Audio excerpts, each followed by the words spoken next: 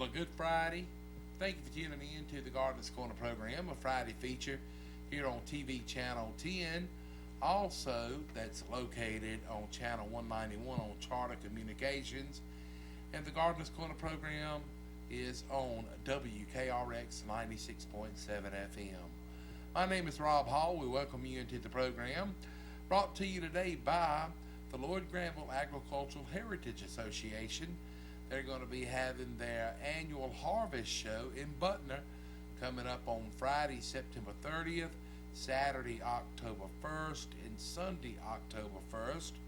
We'll tell you about that, but if you're someone that enjoys antique tractors and things of yesteryear, you need to make your plans to be there at that show one, if not all 3 days. But we'll tell you all about that, along with our other sponsors, T.G. Brooks Company, Our Pride Foods, makers of Our Pride Premium Pimento Cheese Spread and Dip, and we'll share some information with you from SANDLING Golf Cars, where they have 0% financing on E-Z-Go at SANDLING Golf Cars.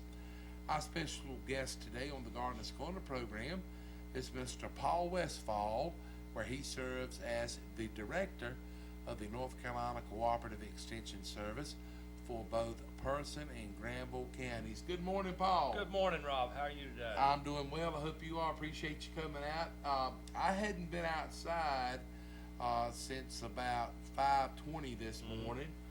Did you come through any rain on the way into the station today? I did not. It's very pleasant outside. It is overcast. It's very humid, but so far we haven't gotten any wind or rain like they might down east. Yeah, I think down east, east of Raleigh and all, I think they're calling for a lot of rain and some higher winds and some crop damage could happen down there where they're going to have worse weather than hopefully. Well, I don't hope any bad weather on them, but I'm thinking that maybe we'll get what we need is some moisture in the ground and no damage.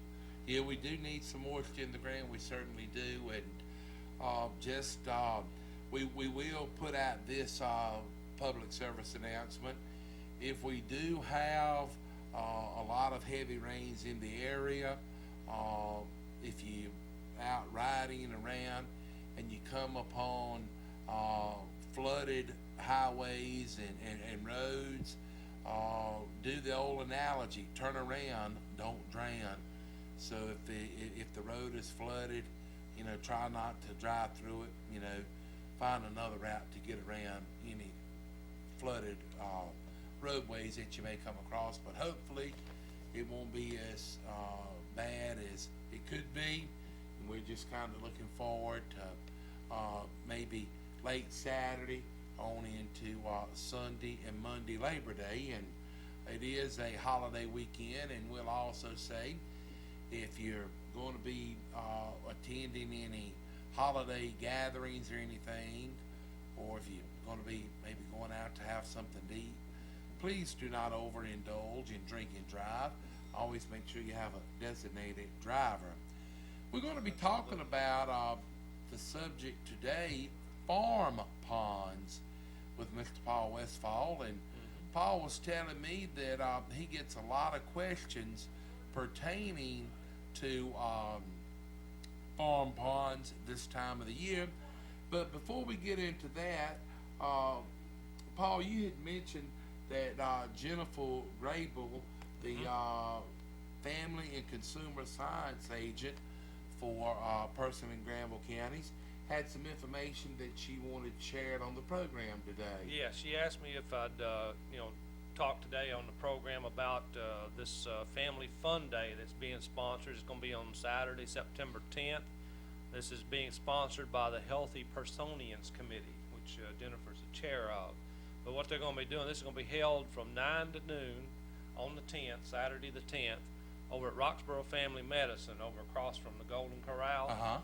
And they're going to have a lot of fun things. They're going to have Zumba, do some moving around and to Zumba music or different types of music, kind of a solid Latin influence there. They got a story time with the librarians that's going to happen that morning. There'll be food demonstrations and taste testings of healthy foods and snacks.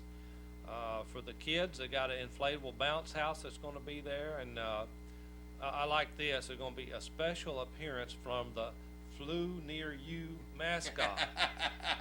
I didn't know there was such a mascot. did not but, either. It's probably to promote, you know, Getting your flu vaccines, vaccination, yes. And, they're gonna be door prizes, they'll have snacks and water, free health screenings for blood pressure and blood sugar. They're gonna have fitness challenges, so we gotta watch out for that.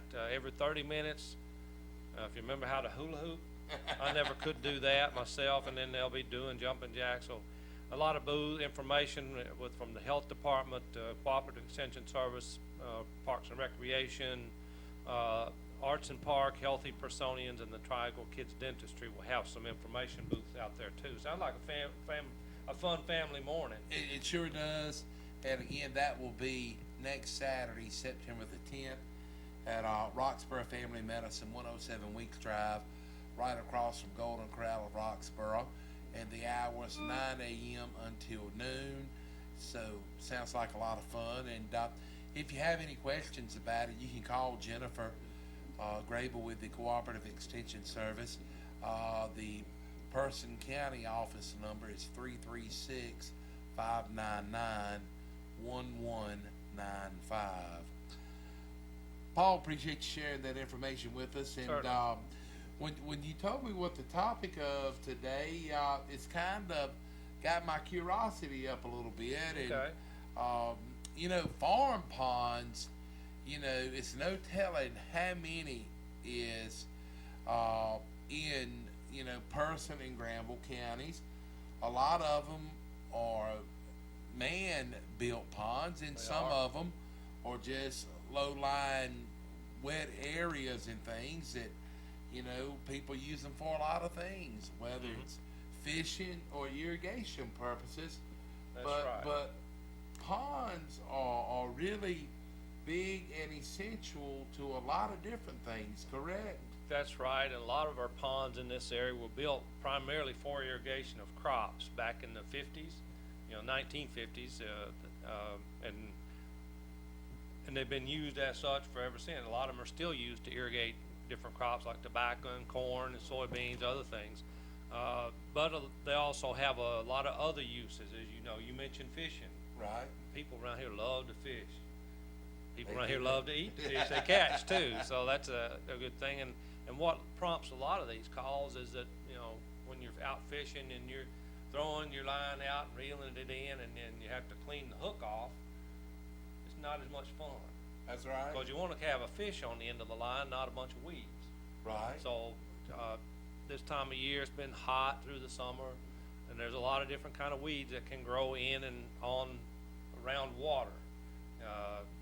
I've had that experience of trying to clean the algae off or the other weeds off of a hook, and it's just not a lot of fun there. On the other hand, some of these weeds provide cover for, you know, the fish fry, the just hatched fish, to give cover, because most of our big fish like to eat the little fish. Right. And that's kind of the food chain in a farm pond. Is there any kind of body of water, is that big fish eat the little fish, and, you know, so goes the cycle.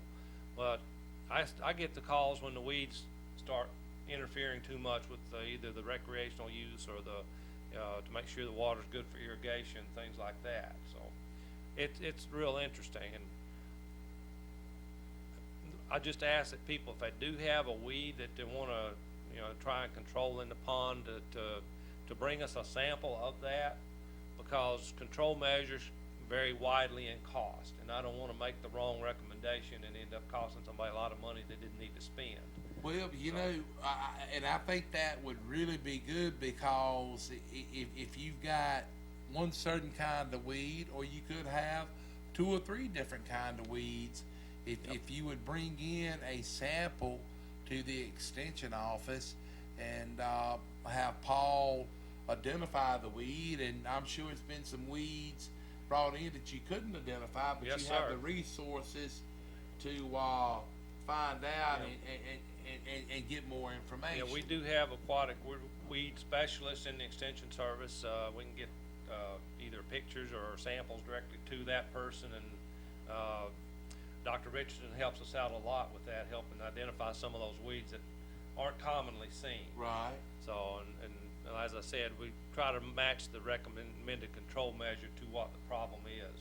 Right. Cause we don't want anybody we don't want, like I said, I don't want people to spend a whole lot more money than they need to control, but I also don't want them to try and control a weed with something that's not gonna work. Well, Paul, you know, it does seem like whenever it's hot and dry, you know, weeds tend to grow really well. Proliferate. And then when you actually add them into, you know, the farm pond, that is one of those things to where they can really take over a pond. One of the things that when you mentioned that we would be talking about farm ponds today, I actually thought about a couple of different things. One is sometimes you'll see a pond that has like a green skim or something across it, and then sometimes it won't be across the pond, it'll kind of be up near the bank at one side of the pond. And anyway, if you would talk a little bit about what this growth of algae may be. Well, there's several things that, including algae, different types of algae. Filamentous algae gives us a lot of problem. Fortunately, that was not too hard to control with a herbicide. But usually the really kind of thin green, bright green looking stuff that just kind of floats on top of the water and just goes whichever way the wind blows. There's two things that, along with the algae, that may be in place there. One is called duckweed. It's a plant, and if you pick a piece of duckweed up, it's only like a quarter or 3/8 of an inch long. Right. And look under it, you see some little roots coming down out of it that just hang into the water. Duckweed floats on the water and blows back and forth, and it's a nice green color, but it's hard to control.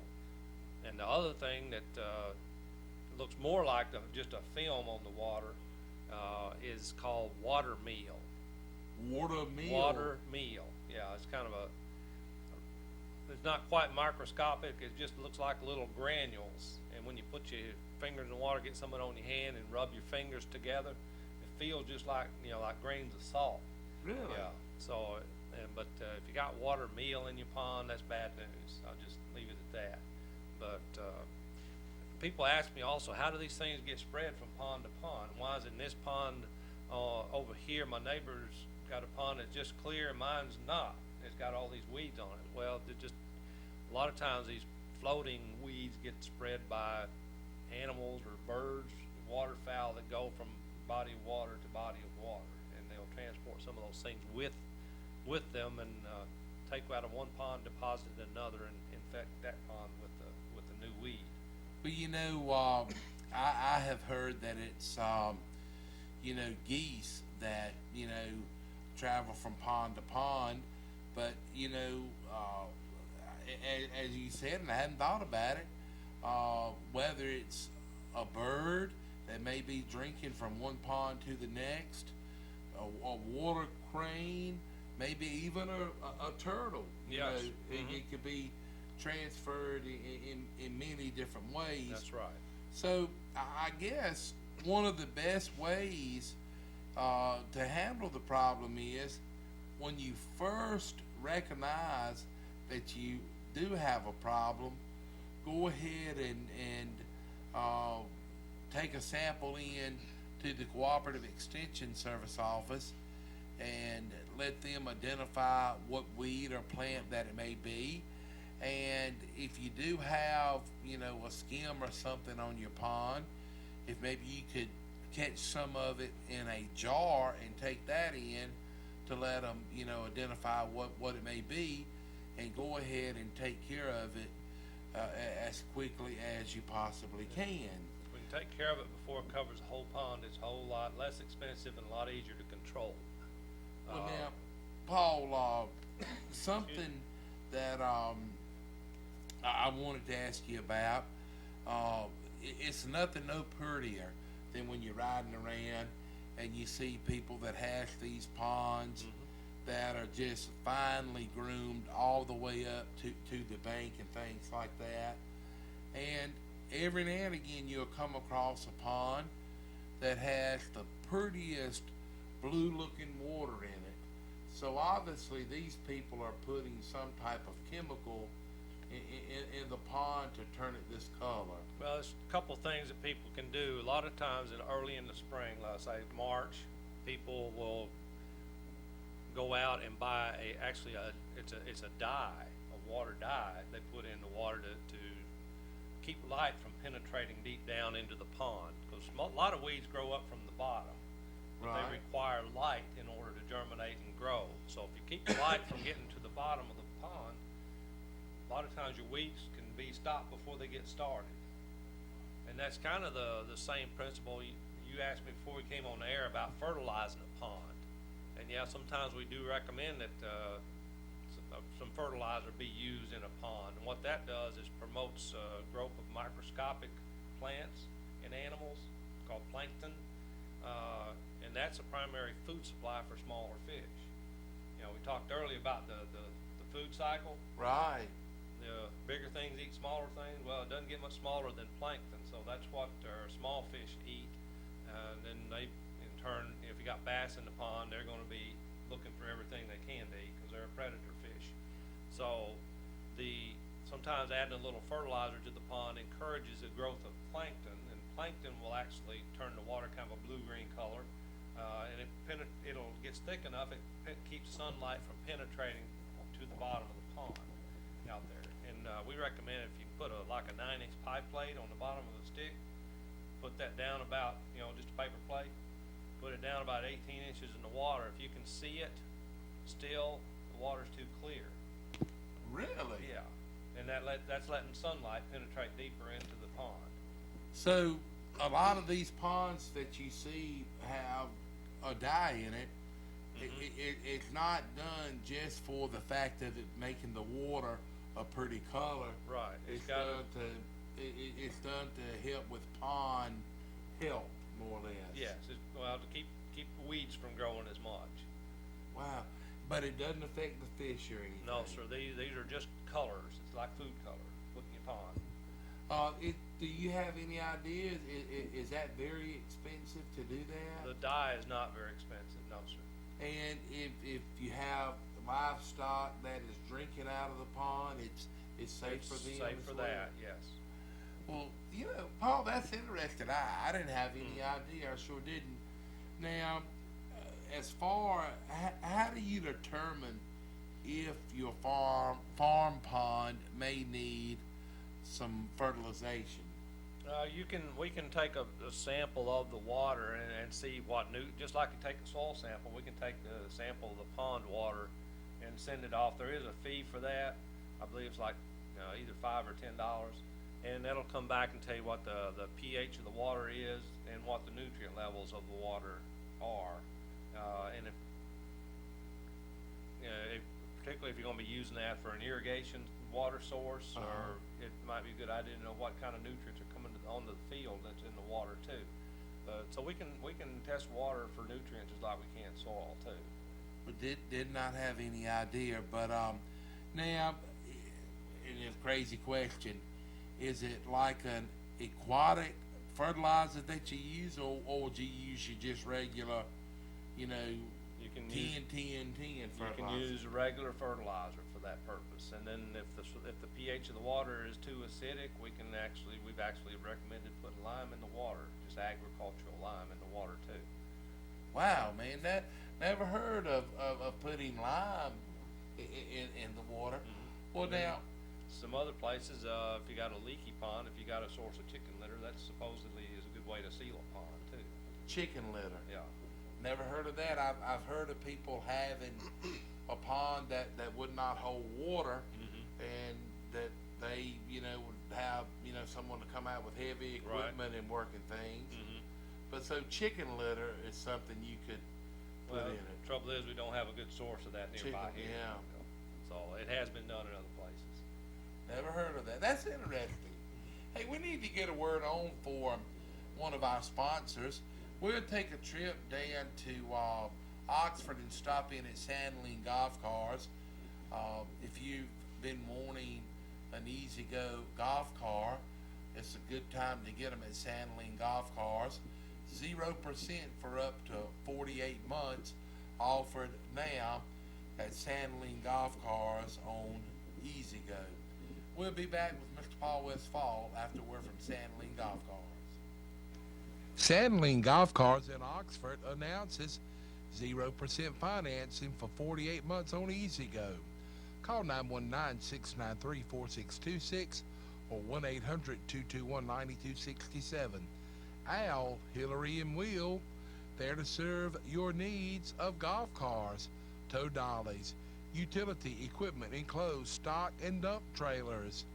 If you're in need of a trailer, go see them at SANDLING Golf Cars, 613 Lewis Street in Oxford. Open Monday through Friday, 8 a.m. until 5:30, Saturdays 9 until 1. New and pre-owned golf cars by Easy Go and Club Car along with XRTs can be found at SANDLING Golf Cars. Check out the Wilmington grills in stock at SANDLING Golf Cars. See Bradley and Dennis for repairs on all brands of golf cars and Trojan batteries. Call 919-693-4626 or toll free 1-800-221-9267. SANDLING Golf Cars is located 613 Lewis Street in Oxford. Visit them in person or online at sandlinggolfcars.com.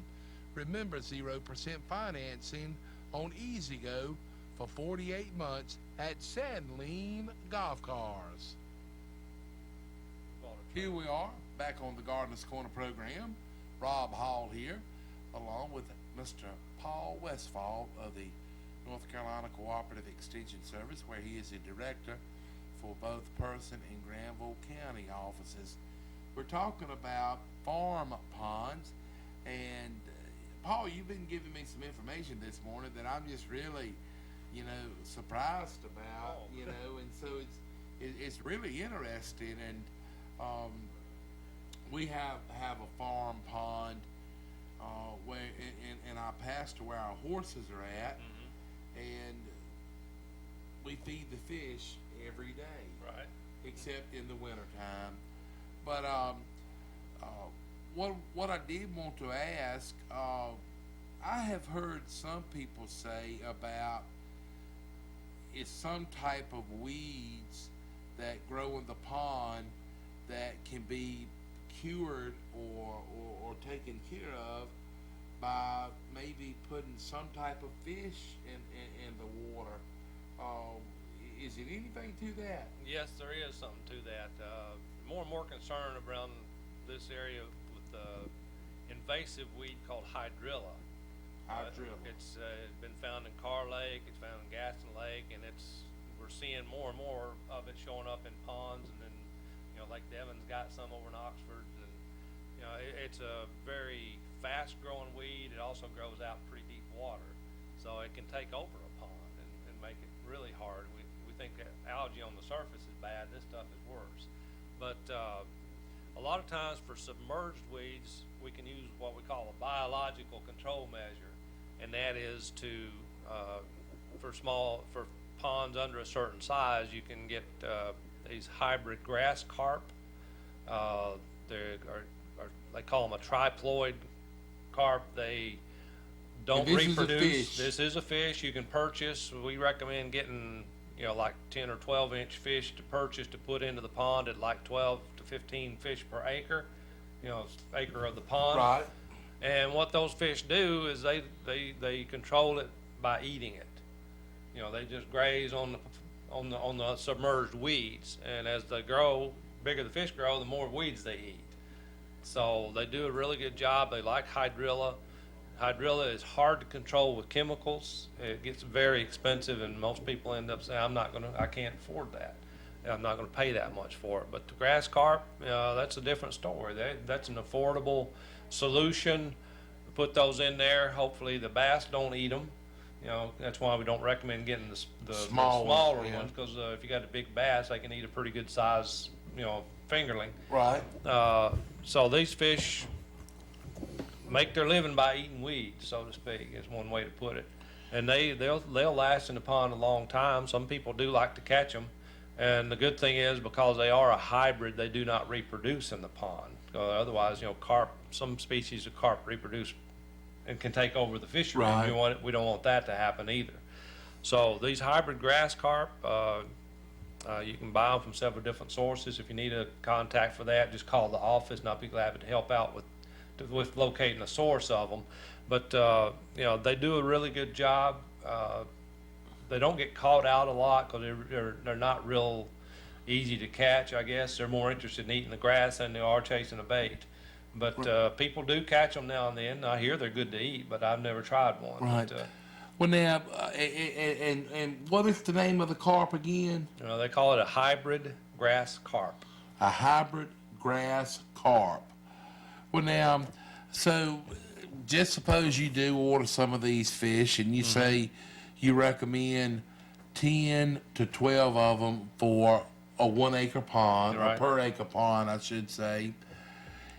When putting these grass hybrid, or did you say it, hybrid grass carp? Right. Hybrid grass carp. After you put them in the pond, now when they eat the grass down, this hydrilla down, does it kill it, or does it keep growing back? It'll keep growing. It's not going to kill it out. It's going to keep it under control where it's at a manageable level. Right. So you 'Cause need to keep you these need to keep them hybrid- in there to okay. keep eating, or else once the fish are gone, there will still be enough hydrilla in there that it may come back on you. So, Now- but that's a reasonable solution to it. What is the expected life of this hybrid grass carp if he is not eaten by another fish? I mean, They can live 10, 12 years. Okay. We usually recommend every 4 or 5 years to come in and put 4 or 5 fish per acre in, just Right. to kind of keep us a happy balance. a more or happy less. balance of ages of them in the pond, because like me, as I get older, I might get a little lazier and not eat as much or something. Right. And that's what these fish do. And they get bigger, they'll eat great guns for a while, but then they get bigger, they might slow down. Yeah. And so we want some young fresh fish in there eating away. And so they don't cause any harm to any other fish or anything in the pond. No, sir. Well, that's interesting. And for those of you that own a pond, it would be a good idea, whether you've got the hydrilla in your pond or not, I guess, to maybe get some of these hybrid grass carp, If wouldn't you've it? got submerged weeds, they do a really good job. They So- won't do anything for the floating weeds. Okay, but But they'll eat submerged weeds real well. And there's a lot of other submerged weeds too that. so they'll feed on. they eat on other things other than hydrilla. Yes, sir. Okay. Well, that's something that I've heard people talk about, but I never got it from someone that had the facts to back it up. Well, Paul, now, what may sound like a crazy question, it seems to me that it has been some programs offered through the Department of Agriculture and maybe the Cooperative Extension Service, to where a lot of people that raise livestock and use farm ponds as the water source for the livestock, they have tried to get a lot of the people to dig wells or put in automatic waterers to water the livestock from a fresh water connection, rather than having them to drink from the ponds. And in many cases, it has been some farmers that has more or less fenced their ponds off from livestock. Now, what exactly is the purpose of this? There's a couple things going on there. One is, I know we talked about fertilizing ponds earlier, but when you get ponds and livestock in hot weather like we've been having, if you walk around, if you drive around and look in the pond and see a bunch of cows standing in the water, of course they're doing their business right there in the water too, and yeah, they're adding nutrients, but they're also adding bacteria to the water. So they're degrading the water quality. So we don't know what level of nutrients they're putting in. If they stand there day after day after day, they're putting a lot of extra stuff in the water and causing some problems.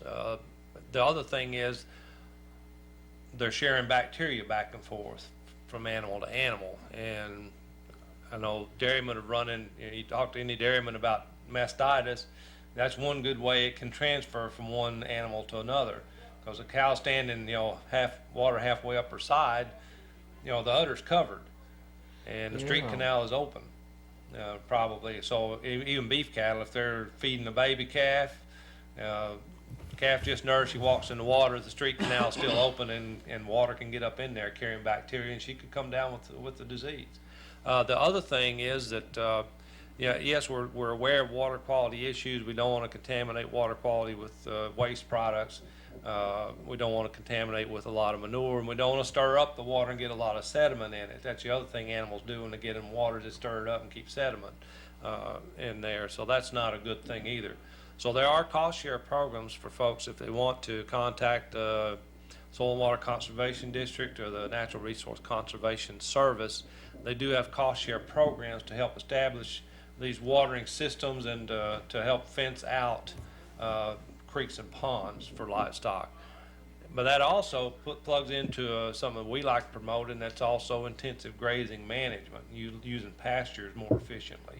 If we line out a water system, we can move cows around the farm by using, temporary fencing and things like that to better utilize the forage that's there. Right. Usually water is a limiting factor on how well we can set up these systems.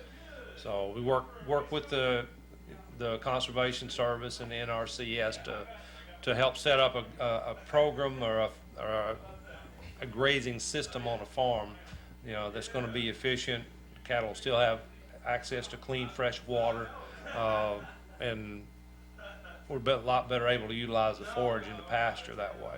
Well, now, Paul, and I would think that if cattle and horses have fresh water available, other than just pond water, they would probably drink more fresh water than pond water. But now I don't know if that's true or not. But I'm not going to speculate as to how much water the difference in intake would be. But yes, we want to make sure they have a clean, fresh water supply that's not got a lot of extra bacteria and other things floating around in it. Of course, surface water's got bacteria. We all know that. And sometimes it's not so good for an animal. It may not be good for us if we got it. So. But there's also systems, if you got a pond that's at a higher elevation, we can actually, those systems can be designed so that you don't have to drill a well. You can use water out of the pond and let it gravity feed down into the water. Oh, really? Cattle waters, yeah.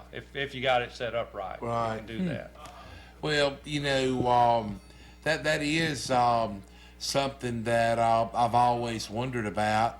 Why, they didn't want, the cattle, drinking out of ponds. I just said, well, maybe they want them to have fresher water, and I guess that is. Well, that's part of it, yeah. If cattle stand in the water, as I said, they're doing their business and they're keeping it all stirred up, and that does degrade the water quality. Right. So we want them to drink good, clean, fresh water.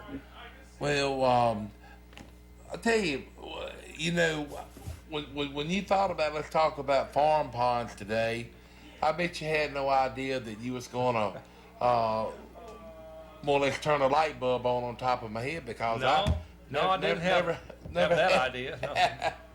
Well, Paul, now getting back to depending on what people are using their ponds for. Right.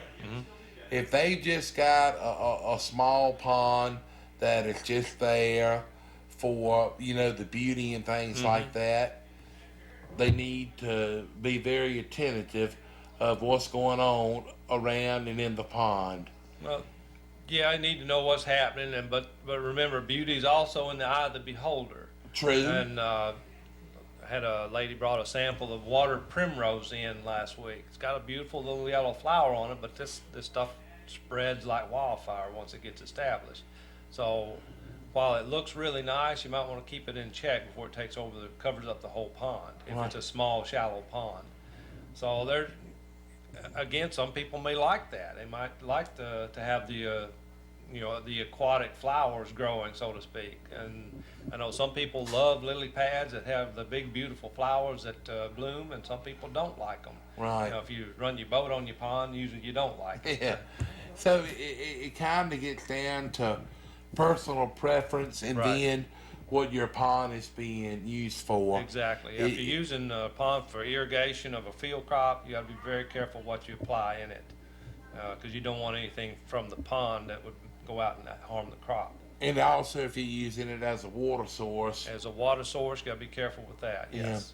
Well, now, is it possible that, with a farm pond, is it possible that disease from wildlife could be transmitted from, wildlife to livestock through a farm pond? Some diseases could be done that way. I'd have to look up to see which ones Right. or anything, but yeah, that is a possible vector of a disease. I mentioned mastitis, earlier. If you have Yeah. a cow with mastitis standing next to one that doesn't have it, there's certainly a higher chance of the one that doesn't have it contracting it if they're sharing contact with water that way. Last year, you remember the avian influenza we Right. were talking about so much last year. That was waterfowl were the vector for that particular influenza strain. So during the migration, from the nesting grounds up in Canada down to wherever they spend the winter down south of us or in this area too, we urge people to keep their poultry away from the ponds and creeks because they could shed those waterfowl could shed the disease right there when they're doing their business, and we didn't want our domestic poultry to get in contact with that. So that would be a way the ponds would be an attractant and could be a source of contamination for domestic poultry that way. Well, you never realize when you see a pond how big of an impact that it can have on all the things surrounding it. Mm-hmm. Let's get a word on for T.G. Brooks Company. They're located in the Timberlake community, been in business since 1936. Here it is, Labor Day weekend. Why not pick up some hand-cut ribeyes and enjoy them on the grill from T.G. Brooks Company? Little by little, fall is starting to creep in, and now it's time to get those mums and pansies at T.G. Brooks Company. Also time for collards, cabbage, and other fall vegetables. T.G. Brooks has them. This is the best time of the year right now to get your yard off to the best start. Remember to kill those weeds in the lawn and get ready for fall seeding. T.G. Brooks Company has the lawn chemicals to do the job. This is the best time of the year, best time of all, to enrich and repair your lawn. T.G. Brooks Company has the new Top Choice Turf Grass Seed for greener and plusher lawns. Also available are rental lawn aerators and pull and walk behind pluggers and spreaders, bag and bulk mulches and bulk planting soil. They have your fertilizers and lime too. They still have plenty of lawn sprinklers, water hose, and water hose fittings if you need those hose repaired. If you need yard tools, they're in abundance, plus wheelbarrows. Pick up a couple of nice rakes while you're there, fresh pine needles, and if you are the homeowner or if you're the professional landscaper, both get the same kind of service, and they are set up to handle commercial accounts. They have Bartlett animal feeds. No matter what part of Person County or Durham County, it's worth the time to drive over to one source to handle your fall needs for lawn or flower garden. Your family will be smiling when you finish the day with a delicious hand-cut ribeye steak you bought at T.G. Brooks Company. And it's still warm enough for a bowl of homemade ice cream made from one of their ice cream freezers they have available. They've been around since 1936, and people have trusted T.G. Brooks Company for sound advice when it comes to lawn, garden, and home. They take pride in serving the homeowner, farmer, and those in construction. 411 Helena Mariah Road, right next door to Community Pharmacy in Timberlake. Come to T.G. Brooks Company, the store with more. Here we are back on the Gardeners Corner program. Rob Hall here, Mr. Paul Westfall. of the Cooperative Extension Service, is with us today, and we've been talking about farm ponds. Paul, another question about having a farm pond. Is it beneficial to have fish, whether it's brim or bass, in a pond? Well, I think, yes, to me, yeah, it's good to have fish in the pond. It's just a natural habitat for them. Depending on which kind of fish you're happy with, usually people like a balance of fish, and we do sometimes do programs on what a good fishery looks like in a pond. I know people do like to catch fish in somewhere else and bring them to their pond, and of course I think you have to be careful doing that, because you might introduce something you don't want.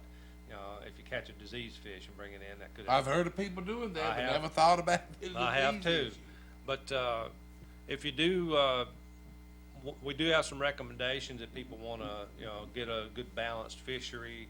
We do have a publication, Farm Ponds in North Carolina, from the NC State University. That's a really, really good resource. And it talks about, if you want bass in your pond, what other fish do you need to make sure you got a good balance of the predator fish versus the prey fish, which would be your minnows and bluegill and things like that.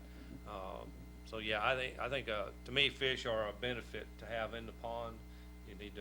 People need to just manage them, and just as you catch them, keep note of which species you're catching and how big they are and how small they are, and try to keep a good balance of fish in the pond. Another question. I have heard, like sometimes, and it seems to me maybe in the summertime, about something happening to a pond and it kills all the fish in it. Something maybe to do with the oxygen level. Yes, sometimes we'll have a pond do what they call turnover. Well, I didn't want to say turnover, but I've heard people. Well, that's the way it's described. I guess a more technical term would be an inversion event. But actually, what happens is the water on the bottom comes to the top, and the water on the top goes to the bottom. So in essence, it turns over. But the water down in the deeper parts of the pond has a lot less oxygen in it, and when it flips over sometimes like that, the oxygen is depleted in the pond, and that's what causes the fish to kill. Is oxygen depletion. Oxygen depletion can also be caused if you got a lot of weeds on top of the water, in the water, and you kill them all at once.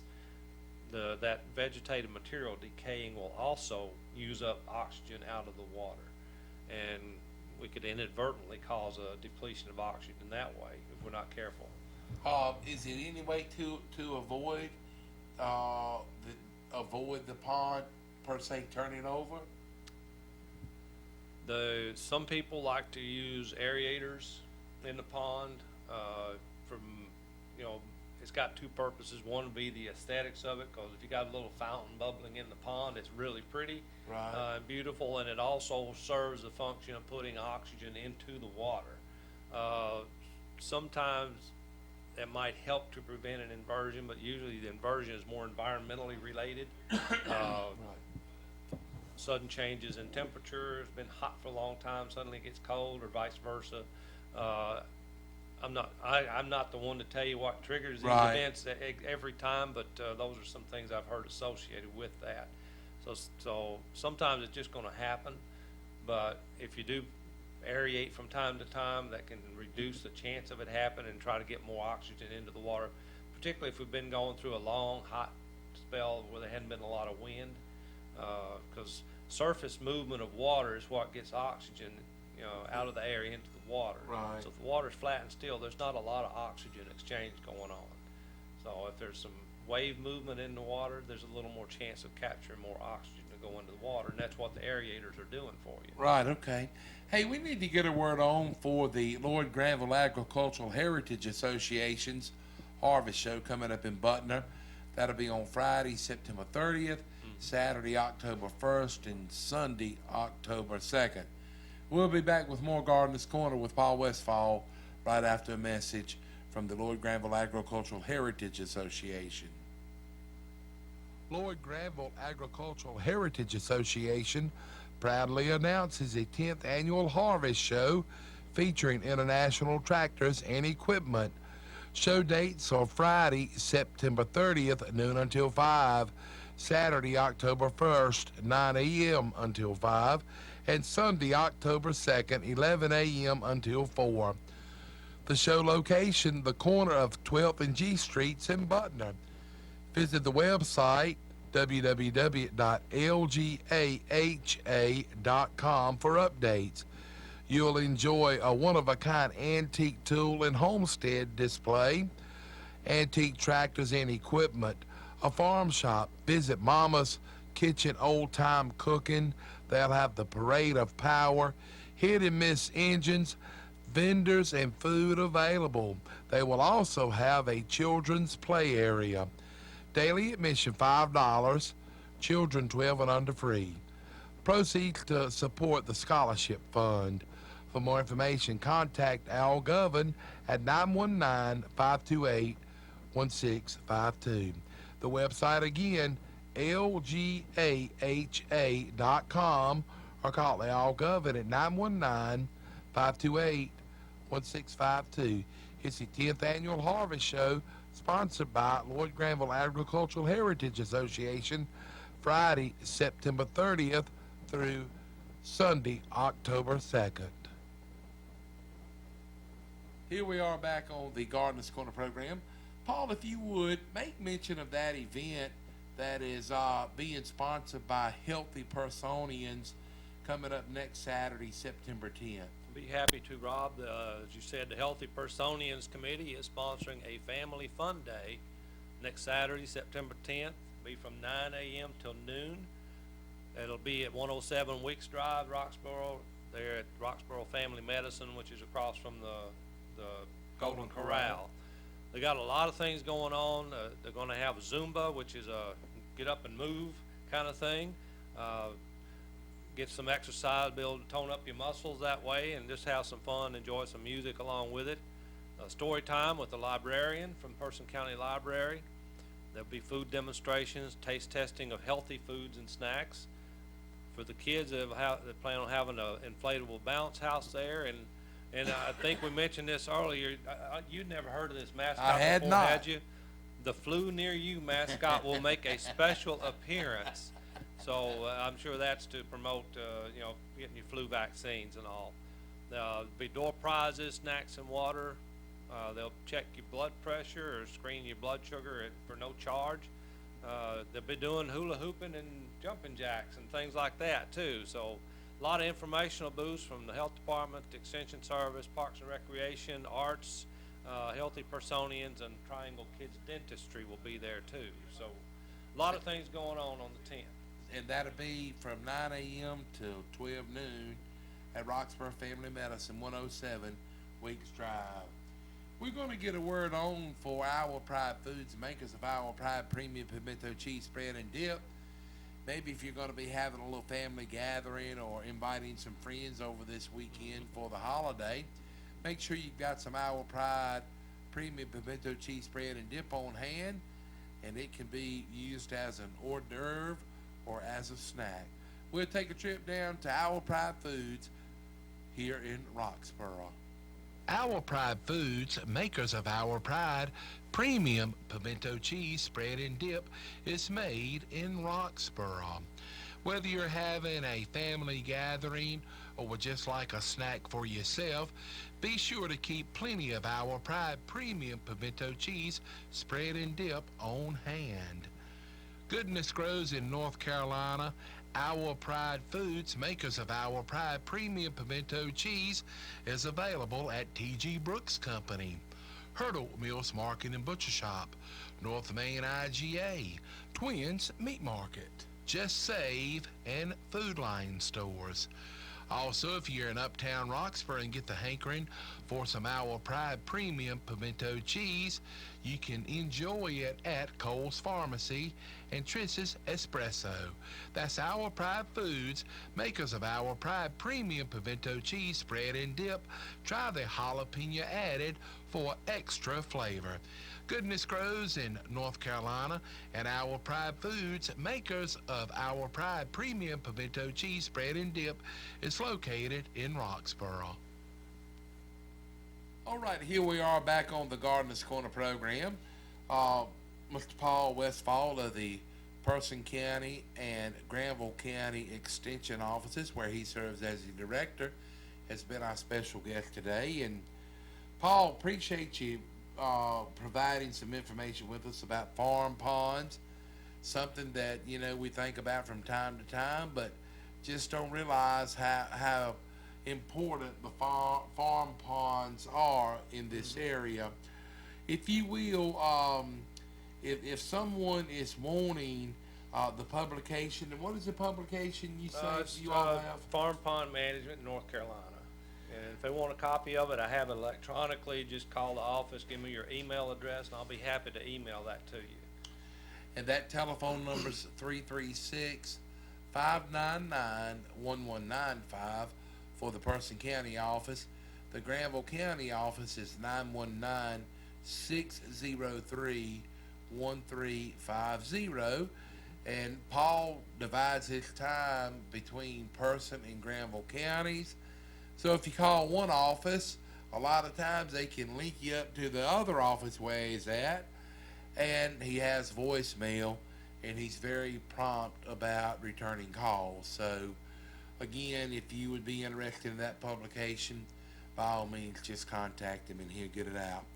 Thanks goes out to our sponsors, Our Pride Foods, makers of Our Pride Premium Pimento Cheese Spread and Dip, TG Brooks Company, SANDLING Golf Cars, and the 10th Annual Harvest Show, sponsored by Lloyd Granville Agricultural Heritage Association, Friday, September the 30th through Sunday, October 2nd. A big old extra special thanks to Mr. Paul Westfall. You're welcome. Of the North Carolina Cooperative Extension Service. At this time, we would like to wish you and yours a happy and safe Labor Day weekend. And be sure to keep your eyes and ears on the weather. And if you're out riding around and you come upon flooded highways, remember, turn around, don't drown. Do not try to drive through the flooded roadway. Turn around and don't drown. So with that, we'll be at our farewells, and we look forward to seeing you next week for another edition of the Gardener's Corner program, where we will have Jennifer Grable on the program with us. Have a great day and a happy and safe weekend.